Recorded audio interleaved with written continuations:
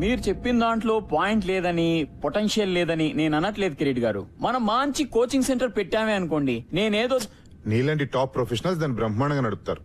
అనుకోండి. అనుకోవడం ఏంటి, విషయం ఉన్నట్టుగా అంత వినయం కూడా మంచిది కాదు. నువ్వు అదరగొడతావు. తెలుసు సార్, నేను అదరగొడితే మాత్రం మనకు ర్యాంకులు రావద్దు. మధుబాబు,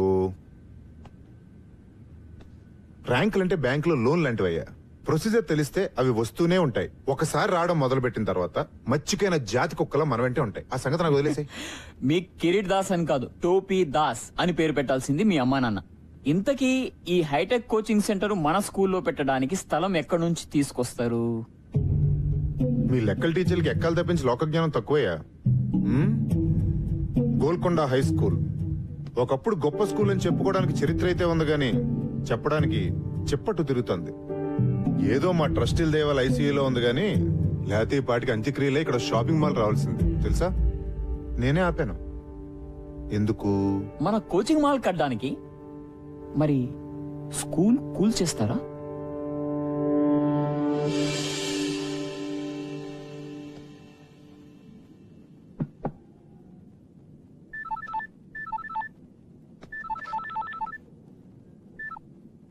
హలో విశ్వనాథ్ గారు, నేను చైర్మన్ గారు చెప్పండి సార్. ఒకసారి బోర్డు రూమ్కి వస్తారా? ఇప్పుడా? యా, కొంచెం ఇంపార్టెంట్. అదే మన ఫండింగ్ గురించి అనుకున్నాం కదా, దాని గురించి. వస్తున్నాను sir. Thanks for coming at short notice. Viswanath garu, మన బోర్డు అందరికీ జిహెచ్ఎస్ అంటే ఒక ప్రత్యేకమైన అభిమానం, ఇష్టం ఉన్నాయి. కానీ రిజల్ట్స్ లేకుండా ఈ స్కూల్కి డబ్బులు ఇన్వెస్ట్ చేయడం చాలా కష్టం. కనీసం ఒక్క ఆస్పెక్ట్లో, స్పోర్ట్స్, అకాడమిక్స్ ఆర్ మీకు ఇష్టమైన క్రికెట్లో ఏదో ఒక్క దానిలో జిహెచ్ఎస్ ని మళ్ళీ టాప్ పొజిషన్ కు తీసుకుని వెళ్ళండి. I'm with you. లేకపోతే ట్రస్టీలు ఒప్పుకోవట్లేదు. కిరీట్ దగ్గర ఒక ప్రపోజల్ ఉంది, దాన్ని అందరూ సపోర్ట్ చేస్తున్నారు. కిరీట్? యా, కిరీట్ అంటే ఏదో బిజినెస్ ప్రపోజల్ అయి ఉంటుంది. Of course. మన స్కూల్ గ్రౌండ్ లో ఒక ఐఐటి, ఎంసెట్ కోచింగ్ సెంటర్ కట్టాలని Kireet idea. What? I can't believe it. ఇది చాలా దారుణం సార్. ఆ గ్రౌండ్ లేకపోతే జిహెచ్ఎస్ ఆత్మ లేనట్టు సార్. ఎంత చరిత్ర ఉంది సార్ ఆ గ్రౌండ్ కి. ఎన్ని జ్ఞాపకాలు, ఎన్ని విజయాలు. ఆ గ్రౌండ్ లేకపోతే. విశ్వనాథ్ గారు, ఏళ్ల కిందటి జ్ఞాపకాలకి ఏం విలువ ఉంటుందండి కిరీట్ లాంటి వాడికి? మీరేమైనా చేసి ఆ గ్రౌండ్ ని కాపాడాలి. ఏ క్షణమైనా కిరీట్ ఈ ప్రపోజల్ తో మీ దగ్గరికి రావచ్చు. అందుకే మిమ్మల్ని ముందే పిలిచి చెప్తున్నాను. Thank you mister Shah. Good luck.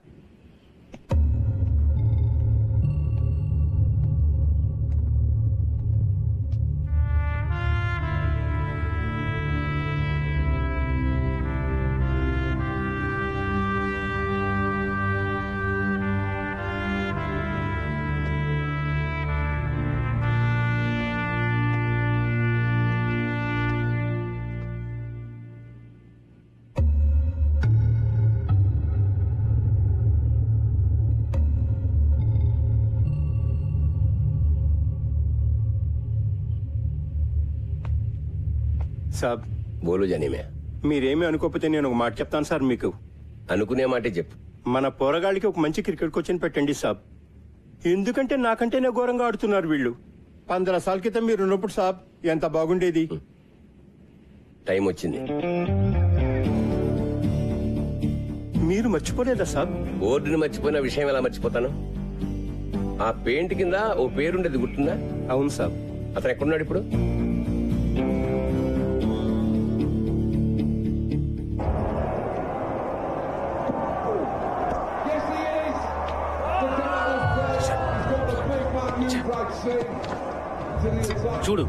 చూడరా మన వాళ్ళని. ఛాంపియన్స్ అన్నావుగా, ఒక్కడు కూడా బ్యాట్ పట్టుకోవడం రాదు. చెత్త టీం. బంగ్లాదేశ్, జింబాబే, కెన్యా అంటే తొడగొట్టేస్తారు. ఇక్కడికి రాగానే అన్ని జాడతాయి. బ్లడీ బగ్గర్స్. ఫిక్సింగ్ మావా, ఫిక్సింగ్. అంతా పైసా.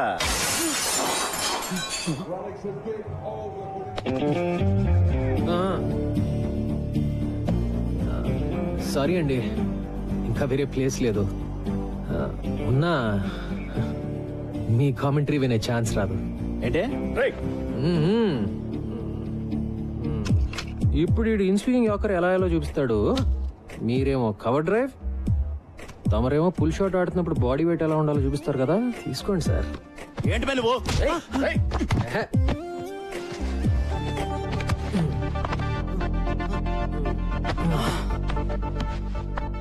మన దేశంలో ఒకటే ఒక జబ్బు బాబాయ్, తెలిసిన విషయం సరిగ్గా చేయకపోవటం, తెలియని విషయం గురించి అతిగా మాట్లాడటం. నిన్ను చూడడానికి మాత్రం చదువుకున్న వాళ్ళగా ఉన్నావు. అప్పటి నుంచి ఇండియా టీంని తిడుతూనే ఉన్నావు. నీకేం చెప్తే అర్థం అవుతుంది? మ్యాచ్ మధ్యలో వర్షం కురిసి గాలి వాటం మారింది, Brett Lee Mitchell Johnson ball swing చేయడానికి ఆ మాత్రం చాలు అని చెప్తే అర్థం అవుతుందా? లేకపోతే ఓల్డ్ బాల్ ని రివర్స్ స్వింగ్ చేయడం నేర్చుకున్న Stuart Clark in swing yorker అద్దరగొట్టాడని చెప్తే అర్థం అవుతుందా? వాళ్ళు 100 కొడితే మనం 101 కొట్టాలి, లేకపోతే మనం 100 కొడితే వాళ్ళు 99 దాటకూడదు. అంతే నీకు తెలిసిన క్రికెట్ కదా. వదిలే సంపత్ సార్, మీరు కూడా రారా పదరా. ఎందుకు సంపత్ వాళ్ళతో? కోచింగ్ కోటింగ్ బాగానే ఇచ్చాను కదా.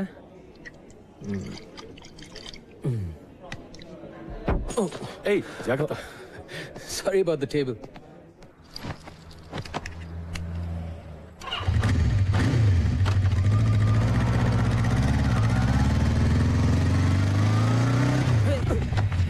ఏ ముసలోడా, సంపత్ బాబు బాగున్నారా?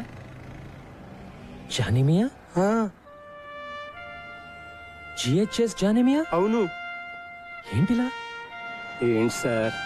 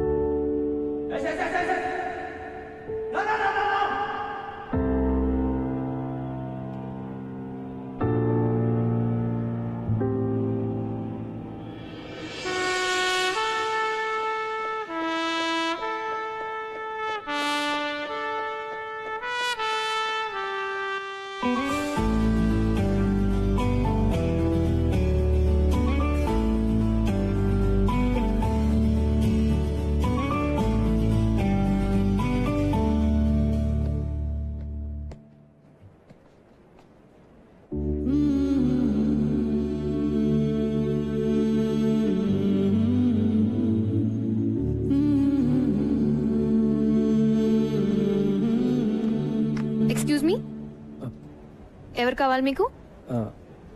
విశ్వనాథ్ గారు. ప్రిన్సిపల్ గారా? యా, నన్ను కలవమన్నారు.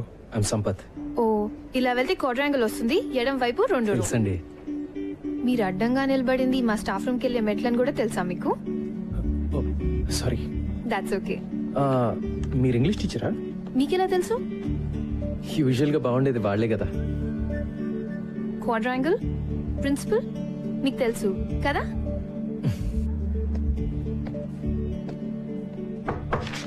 Can I come in sir?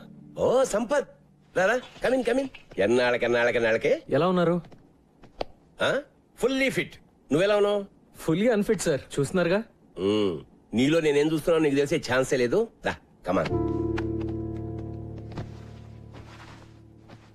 నీ బ్యాచ్మేట్ పేర్లు కొన్ని పేపర్లు చూస్తుంటావు నడప. నీ పేరు ఎక్కడా కనపడదు. క్రికెట్ ఆడలేదా? ఆడుతున్న వాళ్ళ కనపడుతున్నానా సార్? క్రికెటింగ్ రోజులు ఎప్పుడూ అయిపోయాయి.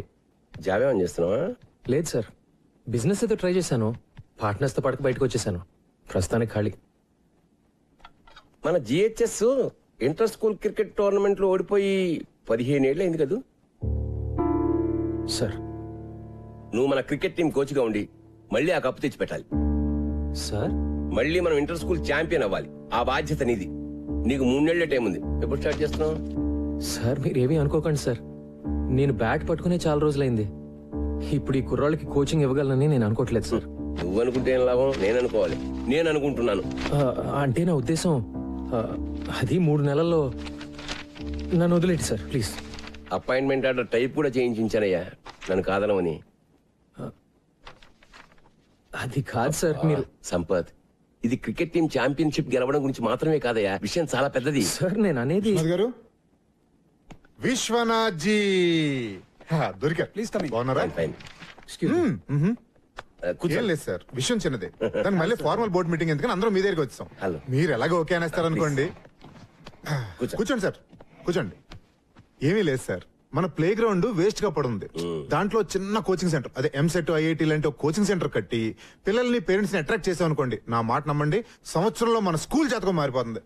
అంటే ఏమంటారు? కిరీట్ గారు- సార్, ఇప్పుడు మన పిల్లలు మరీ దారుణంగా తయారయ్యారు సార్. నిన్న కాక మొన్న ఒక చిన్న గదిలో ఐఐటి ఎంసెట్ కోచింగ్ సెంటర్ పెట్టినాడు కూడా వెళ్ళని చూసి నవ్వుతున్నాడు సార్. అదిగా సార్ నేను చెప్పేది, కోచింగ్ సెంటర్ల పేరుతో పిల్లల్ని గదుల్లో కుక్కి ఊరికే పాఠాలు రుబ్బిస్తే అది చదువు కదా సార్. జిహెచ్ఎస్ అలాంటి స్కూల్ కాకూడదనే నా బాధ. సార్. ఎడ్యుకేషన్ అంటే అన్ని ఉండాలి సార్, అదే జిహెచ్ఎస్ ఫిలాసఫీ. ఆటలు, ఎక్స్ట్రా కరిక్యులర్ యాక్టివిటీస్ లేకపోతే పిల్లలు మగ్గిపోతారు. జిహెచ్ఎస్ ప్లే గ్రౌండ్ ఈ స్కూల్ చరిత్రలో చాలా ముఖ్యమైన భాగం సార్. గొప్ప గొప్ప ఫిలాసఫీలు అమలు చేయడానికి మన చారిటీ నడపట్లేదు సార్. అయినా మీరు ప్లే గ్రౌండ్ గా పిలిచేది కొన్ని కోట్ల ఖరీదు చేసే జిహెచ్ఎస్ రియల్ ఎస్టేట్ ప్రాపర్టీ. మీ ఇంటి వెనకాల పెరడు కాదండి. చదువు సంగతి వదిలేండి సార్, ఒక్క ఆటలో అయినా జిహెచ్ఎస్ కనీసం లాస్ట్ పొజిషన్ లో ఉందా సార్? చెప్పండి. మన ఈ బ్యూటిఫుల్ ప్లే గ్రౌండ్ లో గేదెలు మేయడానికి గడ్డి కూడా లేదండి. ఆవార కుర్రాళ్ళు గిల్లిదండలాడడానికి, ముసలోళ్ళు మార్నింగ్ వాకులు చేయడానికి తప్ప దేనికి పనికి రావట్లేదు. ఇలాంటి బంజర భూమిని బంగారం చేద్దాం మొర్రో అంటే దానికి ఇంత డిస్కషన్ ఏంటి సార్? జెంటిల్మెన్, నాకు ఒక్క సంవత్సరం టైం ఇవ్వండి. జిహెచ్ఎస్ ని ది బెస్ట్ స్కూల్ గా దిగిపోతున్నాను రా మగడా అంటే గట్టిగా ఏదో గోల్డ్ మెడల్ వస్తుందంటారండి సార్. మీకు అర్థం కావట్లా సార్, ఇక్కడ డబ్బులు లేవు. మీ కళలు, క్రికెట్, గూటి బిళ్ళ సర్టిఫికేట్ 4 తీసుకోవడం కూడా పనికిరావండి. ర్యాంకులు సార్, ర్యాంకులు కావాలి సార్. కాస్త ప్రాక్టికల్ గా బిజినెస్ మ్యాన్ లో ఆలోచించండి. కిరీట్ గారు, ఇది స్కూల్, బిజినెస్ కాదు. విశ్వనాథ్ జీ, ఈ ప్రపంచంలో ప్రతి ఒక్కటి బిజినెస్ సార్. ఈ రోజుల్లో చదువు అద్భుతమైన బిజినెస్ సార్, నా మాట నమ్మండి ప్లీజ్. నిజంగానా? అలా అని ఎవరండి చెప్పింది మీతో? ఎక్స్క్యూజ్ మీ,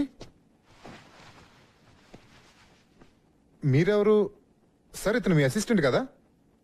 జెంటిల్మెన్, అతను నేను Golconda high school cricket team కొత్త కోచ్ని. పేరు సంపత్. వాట్? ఈ డొక్కులో స్కూల్ కు టీం కూడా ఉందా? దానికి మీరు కోచా? ఎప్పుడైంది అపాయింట్మెంట్? ఇప్పుడే సార్. ఓ, ప్రిన్సిపల్ గారు అపాయింట్ చేశారంటే మ్యాటర్ చాలా సీరియస్ అనమాట. ఏం సాధిద్దాం సార్ మీరు? 15 సంవత్సరాల నుంచి లాస్ట్ నుంచి సెకండ్ ప్లేస్ లో ఉన్నాం. ఈసారి లాస్ట్ నుంచి ఫస్ట్ ప్లేస్ కొట్టేద్దామనే. ఇంకో 3 నెలల్లో ఇంటర్ స్కూల్ నాకౌట్ టోర్నమెంట్ జరగబోతుంది. ఈ ఏడాది కాబోయే ఛాంపియన్స్ మన జిహెచ్ఎస్ క్రికెట్ టీం అని నేనంటే. విశ్వనాథ్ గారు, ఇంత చిన్న ఎక్కడి నుంచి తెచ్చారు సార్ ఇతన్ని? Champion, cup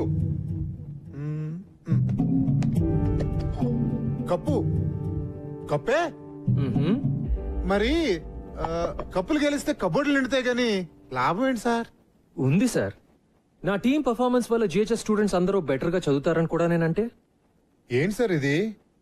serious తమాషానా? సీరియస్ గానే అంటున్నాను సార్. నేను చెప్పినట్టు జరిగితే మేము అడిగింది ఇస్తారా? విశ్వనాథ్ జీ, ఈ ఛాలెంజ్ మీదా అతందా? కిరీట్ గారు, నాకు తెలుసు కదా మీకు ఛాలెంజ్ అంటే ఇష్టం అని. నా బతుకంతా ఛాలెంజ్లు గెలుపులేగా. మీరన్నదే నిజంగా జరిగితే నరుడా, ఏమి నీ కోరిక? ఎప్పటికీ ఈ జిహెచ్ఎస్ గ్రౌండ్ లో వేరే కన్స్ట్రక్షన్ జరగకూడదని లీగల్ గా ఒక తీర్మానం చేయాలి. What is this? ఇదేమైనా సినిమా అనుకుంటున్నారా? జోకులు చాలు.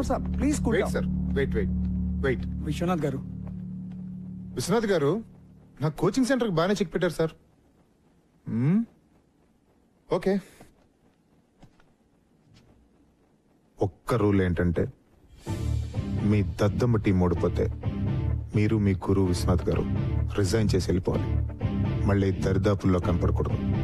ఒకవేళ నేను ఓడిపోతే ట్రస్టీగా రిజైన్ చేస్తా. ఓకే? పర్ఫెక్ట్. 3 నెలల్లో మీరు, నేను. So the meeting is over. ఏదనుకుంటే చాలా ఎక్సైటింగ్ గా జరిగింది కదా. కృష్ణాజీ బయలుదేరతా. All the best champion.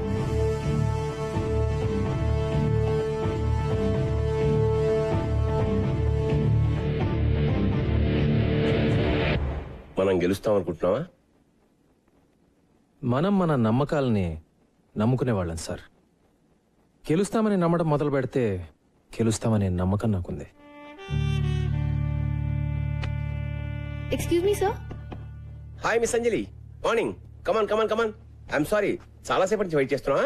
లేదు సార్, ఇప్పుడే వచ్చాను. వచ్చిన సిగ్నేచర్ కావాలి sir. Okay Anjali, this is Sampath, మన కొత్త క్రికెట్ కోచ్. దిస్ మేము ఇస్ కలిసాం సార్ ఇందాకే. Oh good good. Sampath GHS old student, brilliant cricketer. తెలుసు సార్. రియల్లీ? ఎలాగా? సాధారణంగా క్రికెటర్స్ ఎంత బాగుంటారు కదా సార్.